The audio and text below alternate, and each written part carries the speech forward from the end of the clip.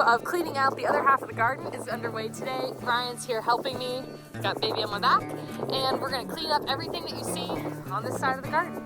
And then we're gonna let the chickens have at it. Ryan got a head start on the garden this afternoon. He came out here and clipped off the bottom of each of these tomato plants. The tomatoes were what was growing in these first 3 beds here on the right side of the garden. They're completely brown now, as you can see, but earlier this summer they were full of life and green and producing lots of tomatoes for us.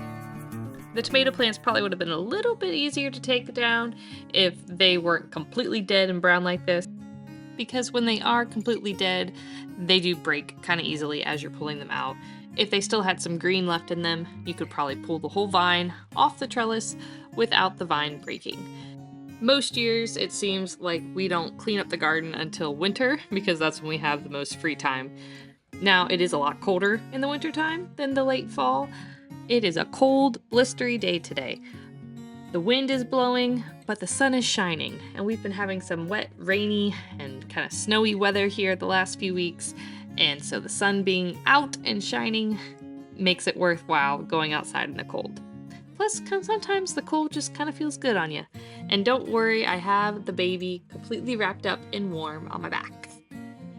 This is kind of an overview of what we're working with. I'll show you a nice clean after shot once we're done cleaning up today. I always like looking at the before and then the after at the end. It's very satisfying to see how much we've accomplished and what it looks like when it's all cleaned up. So stay tuned to the end to see that nice, satisfying after shot.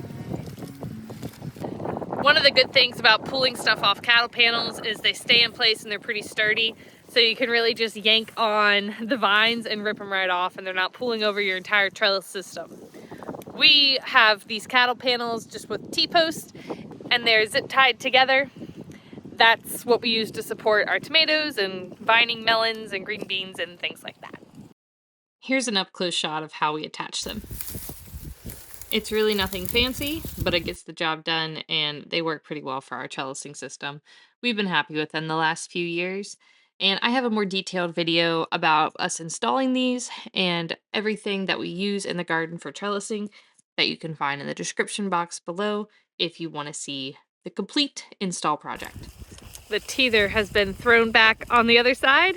He's got a little strawberry teether today. He's working on his first tooth. Soon we will have actual strawberries in the garden. The strawberry plants are dormant right now, but we have a lot of runners that have set themselves all around the beds of our strawberry plants. And a little later this spring, I will transplant a lot of these runners and we'll have even more plants. They kind of blend into the mulch, but the strawberry runners go all the way from the edge of the bed to about here. And if I get up close, you can see like this I could cut, and that would be a whole new plant. So there's several plants all throughout here, and they've kind of just spilled over the beds, and there's more strawberries there and over there too. I haven't decided yet if I want to put strawberries in some of the additional beds here in this garden, or if I want to make new beds for strawberries just by themselves. Currently, we have raspberries and blackberries and blueberries kind of over there on the other side of the raised beds. And I may add the strawberries over to that area and just be the berry patch. Stay tuned till the spring. We'll take care of those strawberries. Strawberries are definitely one of our favorite garden snacks. The kids will spend hours out here just eating the strawberries, and I do too. This one that I'm ripping up right now is the currant tomato. These little teeny tiny tomatoes will self-seed themselves all over the garden as well.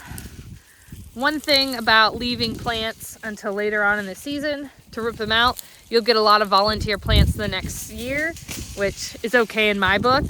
And these little tiny tomatoes are all dried up, and a lot of them are falling on the ground, and we'll have lots of little free tomato plants in the spring. As I was ripping off all these plants, I completely forgot my gloves. I left them in the house, and rather than waste time walking back into the house, I was just getting into the groove of ripping stuff off, so I just kept going. I probably should have worn gloves though, because there were a few prickles in there.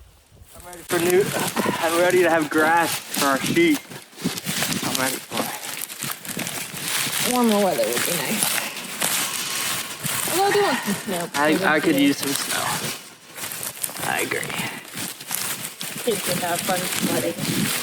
Yeah.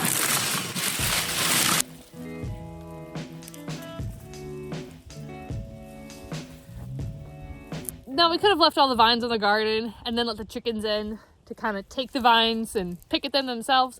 We're probably just gonna leave the vines in a pile and let the chickens get to that pile. Currently the chickens have been in this half of the garden. We have the electric poultry net kind of around the perimeter. They're gonna move over to this side as soon as we're done here. It's just easier to clean up the garden and get everything pulled off the trellises without the netting in the way. The chickens have been doing a really good job cleaning up this side though. You can see all the beds, they've picked out all the weeds and any dead vegetables that have been lying around. They're laying about 2 eggs a day right now. We currently have, I think, 6 hens. I'd have to go over there and count. Not 100% positive. I think 6 hens. And we'll check the eggs when we move them here in a few minutes. These 2 beds right here are our asparagus beds. I planted the asparagus a couple years ago now, and this coming spring will be the very first year that I'll be able to harvest plants on the asparagus. If you take care of and maintain asparagus, it should last 20 plus years. This asparagus I have been leaving alone and not harvesting the last couple years to let it get good and established.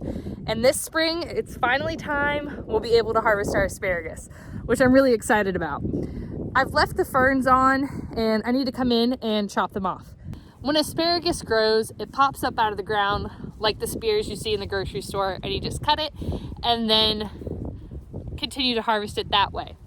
If you leave it alone, it'll produce these long grass looking things called ferns, and that is the asparagus seed, and there'll be little seeds on the ends of all these little tendrils, and that you want to leave all summer long and let it soak up energy from the sun to send that energy down into the roots for the asparagus for the next season.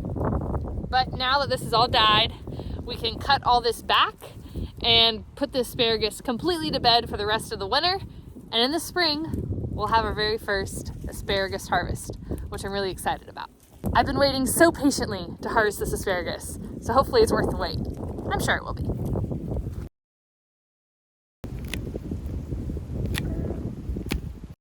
We currently just have 2 beds of asparagus plants. In the future, I'd love to have even more. I have not experimented with trying to grow asparagus from seed, but that might be something I try to do in the future. If you've grown asparagus from seed, let me know how that worked out for you in the comments. I see all these seeds on all these fern heads in the summertime, and I just wonder if that's something that's really easy to do or not. If you could leave a comment below and let me know what your experience has been, I'd love to hear from y'all, because I know a lot of fellow gardeners probably have a lot more experience than I do, and the wisdom we can share is great. As I'm trimming the asparagus back, I'm leaving about, 2-3 inches of the stalk above the mulch line. I've read that they're supposed to do this. Also, I think it's kind of helpful to see in the spring where exactly each of the asparagus crowns are planted, because then I can go in and plant some other veggies in between each of them without damaging any of the asparagus plants, because I can plant some seeds before the shoots start to pop up out of the ground. That way I'm not wasting any growing space and I can utilize the full potential of this bed. One idea I've kind of been toying with in my mind is interplanting these asparagus with strawberries. I showed you guys all the strawberry runners we have. They're kind of going crazy in those front beds, so I definitely need to move them somewhere. I just don't know where yet. Has anyone grown strawberries underneath asparagus? My one concern with doing that is that these ferns really grow very thick and green, and not very much sunlight gets down to the lower levels of the bed when the ferns are at their maximum. Is that going to shade out the strawberries too much? Has someone had success with growing strawberries underneath asparagus, planted this closely together? I want to make sure the strawberries are going to be healthy and survive and receive an adequate amount of sunlight and not get too shaded out. Last summer we grew some spinach and some squash, but mainly I grew those around the corners of the asparagus beds, not so much in the middle. And they did fine, so I guess strawberries would do okay. But I'd love to hear if anyone has experience before I transplant all those little strawberry runners. But like I mentioned, I don't even know if I want to plant them here or if I'm going to make a whole new bed for them by themselves over next to the blueberries. When you have a baby on your back, there's a fine balance between how much you can bend over to cut things versus standing upright. So I did as much as I could here on these asparagus beds, but then I did have to have Ryan go ahead and take over for me because the bending was a little bit too much on my back. I didn't want to throw my back out and get hurt. Traded, and I went back to doing the things I could do standing up.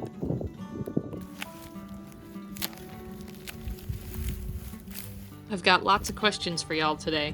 Another thing I want to know is, has anyone grown purple asparagus, and how does it taste and compared to traditional green asparagus? Everything I have planted here is just your normal green asparagus, but I've seen these purple and even white varieties, and I've wondered how the flavor compares. I've never bought any in the grocery store, and I'd love to hear from other people before I go out and invest in some different varieties.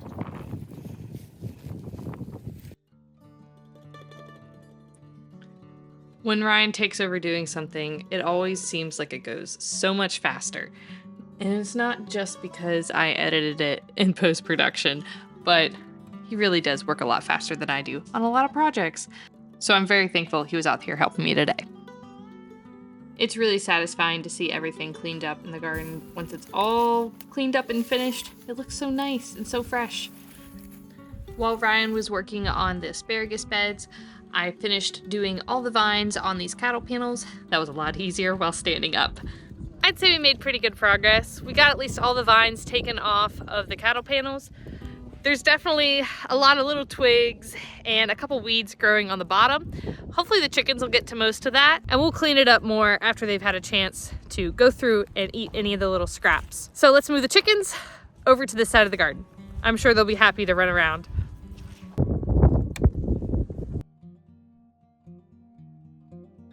Let's move the chickens. Ryan has the chickens pretty much trained to go inside their run when he's ready to move them. That way we're not chasing chickens down. Ryan's gonna put the fence all around the perimeter of the garden.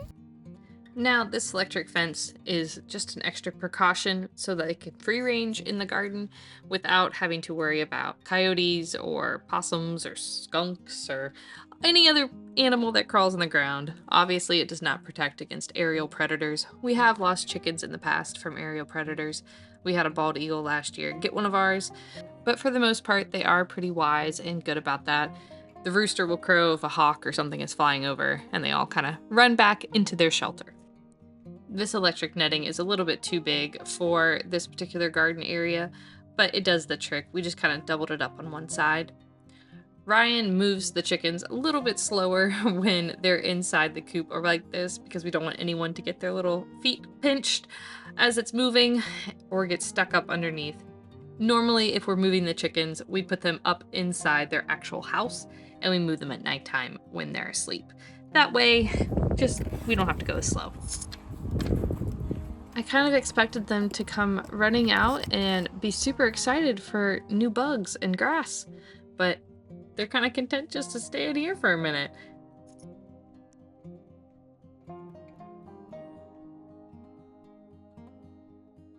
You guys want to come explore the garden? Come on. There you go. It's okay. It's safe. I love how the rooster went first to kind of protect his girls and make sure everything was all right. Either that or he just wanted to eat the first bugs. All sorts of yummy stuff for you guys.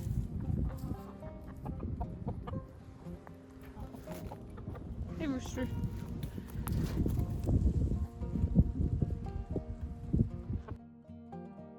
I have some kitchen scraps for the chickens. I made a chicken noodle soup last night, and there's some leftover carrot peels and garlic and different things. So we'll see if the chickens are interested in some yummy treats.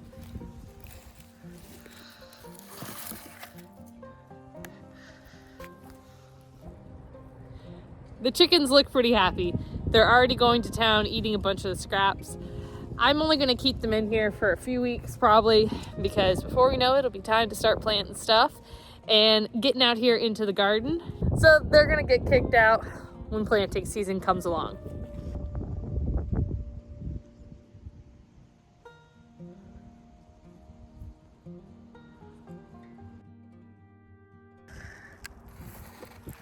Just one egg so far today. Please be sure to like and subscribe if you enjoyed today's video. Thanks so much for watching. Bye, y'all.